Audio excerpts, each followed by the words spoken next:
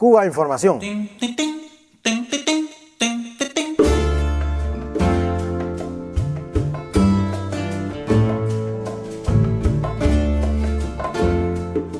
la segunda mesa de radio vamos a estar hablando de un bufete de abogados que defiende a Cuba ante la hostilidad de Washington.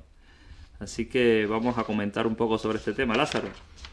Sí, esto es un hecho que, poco conocido, pero existe, se mantiene y es realmente interesante. Hay que de abogado que insertó un contrato de trabajo con el gobierno revolucionario cubano el 12 de septiembre de 1960. ¿Y cómo fue que se llegó a esto? Pues bueno, se plantea la historia en la que nos traemos, que Víctor Rabinovich, un prestigioso abogado estadounidense, se encontraba en Cuba y mientras sostenía una partida de ajedrez con el Che, conversaban sobre la posibilidad de que su bufete representara la mayor de las Antillas en Estados Unidos.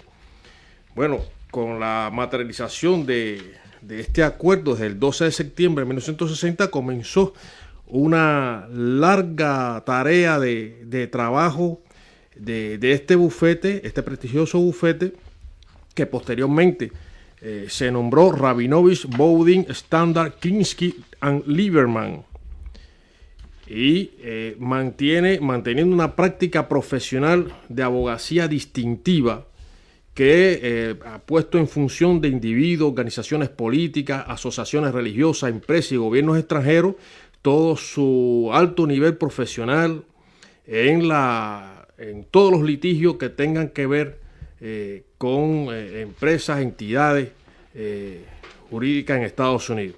Y plantea que los primeros años de la revolución fueron difíciles para quienes decidieron hacer valer los derechos del pueblo cubano ante las cortes estadounidenses. Tampoco lo es hoy, plantea. Y bueno, el principal abogado de esta firma, de este bufete, Michael Krinsky, reiteró recientemente a Juventud Rebelde que es muy difícil. La tarea ha sido muy difícil. La primera razón que esgrime es la hostilidad política que uno normalmente espera encontrarse de Estados Unidos hacia Cuba. Hay que señalar para que vean que no es una cosa, no es menor que este abogado Michael Krinsky recuerda que en los años 60 miembros del bufete fueron espiados por el FBI y se llegó a valorar en un momento la posibilidad de presentar cargos criminales contra la firma de abogados por la sencilla razón que representaban a Cuba. Fíjate hasta dónde llega la esquizofrenia y el odio visceral de los estamentos del imperialismo norteamericano hacia Cuba, y hay que destacar el valor, la coherencia y el compromiso de esta firma con la Revolución Cubana y el pueblo, porque mantiene hasta hoy su actividad.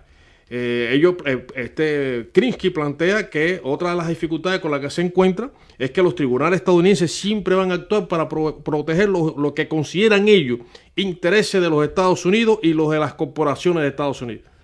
Es decir, que ahí se mueve por los grandes intereses que tiene el país, no solo en el caso de Cuba, sino por todo el mundo, y donde desde luego no está presente para nada ninguna valoración sobre derechos humanos y democracia, como esa cantaleta repetitiva que tanto le gustan inundar a los medios de comunicación del mundo.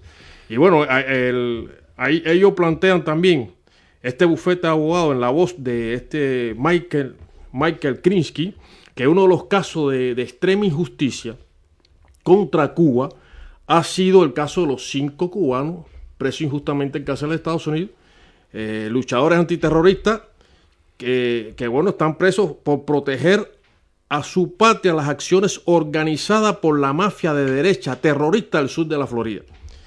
Y a juicio de este abogado, la sentencia de estos hombres solo se explica por la hostilidad política. Acá es un proceso político, como todo lo que tiene que ver en la relación entre Cuba y Estados Unidos, un proceso político donde hay una acción de una superpotencia hacia un país como Cuba, del mal llamado tercer mundo, que lo que ha hecho es independizarse de todas las ataduras coloniales y neocoloniales que que tenía impuesta.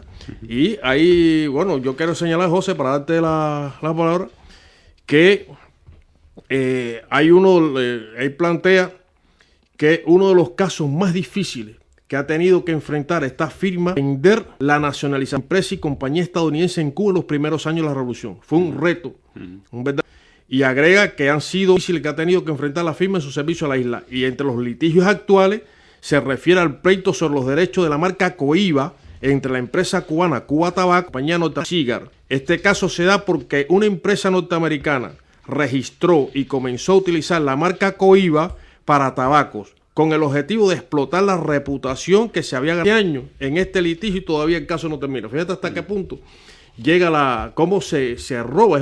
Es la insolencia, la prepotencia de los segmentos, estructuras y ordenamentales, de apropiarse de lo así, tanto el Coiba, el caso de Bacardí, del ron Bacardí, como otro.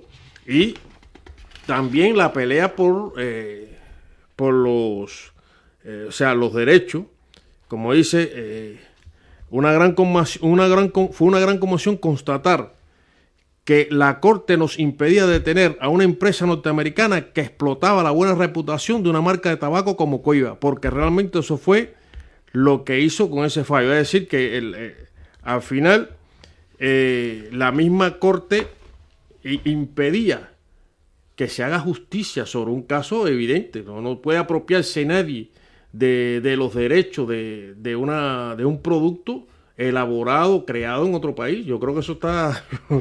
Sí, de hecho, este bufete también está librando desde hace 1 año y medio un importante caso, un litigio en los tribunales norteamericanos. Está relacionado con una persona, y hay que decir que es una persona de la extrema derecha de origen cubano de Miami, que está tratando de apropiarse y confiscar todas las marcas comerciales y patentes que son propiedad de empresas cubanas y tienen registro en Estados Unidos, con la justificación legal de la nacionalización de propiedades por parte de la revolución en los primeros años 60. Bueno, pues toda esta información de la que ha estado hablando Lázaro se puede ampliar en un reportaje muy interesante. Hemos traído este tema porque nos parecía una cosa curiosa, un reportaje que se titula Defender a Cuba sin pensarlo 2 veces, que ha publicado el diario cubano Juventud Rebelde. Y yo me quedo con la última frase que nos dice Michael Krinsky, este prestigioso abogado defensor de Cuba en Estados Unidos, en las entrañas del monstruo, como decía Martí. Dice que, ellos utilizan sus habilidades y conocimientos legales para defender y ayudar a países, movimientos políticos y personas que están tratando de convertir el mundo en un lugar mejor. Así que no creo que ninguno de ellos haya pensado 2 veces hacer lo que estamos haciendo hoy. Bueno, él lo que está diciendo es que finalmente su actividad jurídica está vinculado a sus ideales, a los movimientos políticos, a los estados, a los gobiernos, a las personas que en el mundo tratan de ir un poco a contracorriente de los grandes poderes económicos, políticos y mediáticos del mundo. Y todo esto se puede leer, ya digo, en el diario Juventud Rebelde. Hay que aclarar que este bufete no es el que defiende el caso de los 5, aunque en el reportaje nos habla de la injusticia del caso y nosotros tenemos que seguir hablando del caso de los 5, pero no son los abogados que defienden a estas cinco personas que a su vez... Y esto demuestra, yo creo, que en Estados Unidos hay gente muy comprometida con la justicia, muy comprometida con el movimiento progresista. Existen otros abogados también que defienden a cada una de estas personas y yo creo que esto es la demostración de que también en Estados Unidos hay movimiento progresista y movimiento de solidaridad. ¿No? El compromiso con la justicia. Y hay que destacar, este bufete ha brindado asesoramiento al Ministerio de Relaciones Exteriores de Cuba. En las distintas votaciones de la Asamblea General de Naciones Unidas contra el bloqueo, para explicar esa política, particularmente lo que es el bloqueo, el alcance extraterritorial que tiene y por qué es violatoria el derecho internacional, para que la gente comprenda cuál es la verdadera naturaleza de esta política criminal de Estados Unidos contra Cuba. Y también plantea que bueno, este bufete ha estado brindando asistencia a organismos y empresas cubanas para que puedan enfrentarse a sus draconianas leyes de la mejor manera posible, que al mismo tiempo saquen el mayor provecho a algunas aperturas limitadas como es la compra de productos agrícolas y la utilización de viajes de diferentes categorías, entre otras. Bueno, hay una cosa bueno, que a mí me gusta de esto, lo leo, que habla Estados Unidos de que el bloqueo no viola el derecho internacional porque cada país tiene el derecho de decidir con quién tener relaciones comerciales. Refuta este planteamiento de la administración estadounidense, este bufete, al decir que este planteamiento no es cierto por dos razones. Una es el gran esfuerzo que hace Estados Unidos para evitar que otros países tengan relaciones comerciales con Cuba. La otra, Estados Unidos utiliza su enorme poderío económico con el objetivo de obligar a Cuba a cambiar su estructura y ordenamiento interno.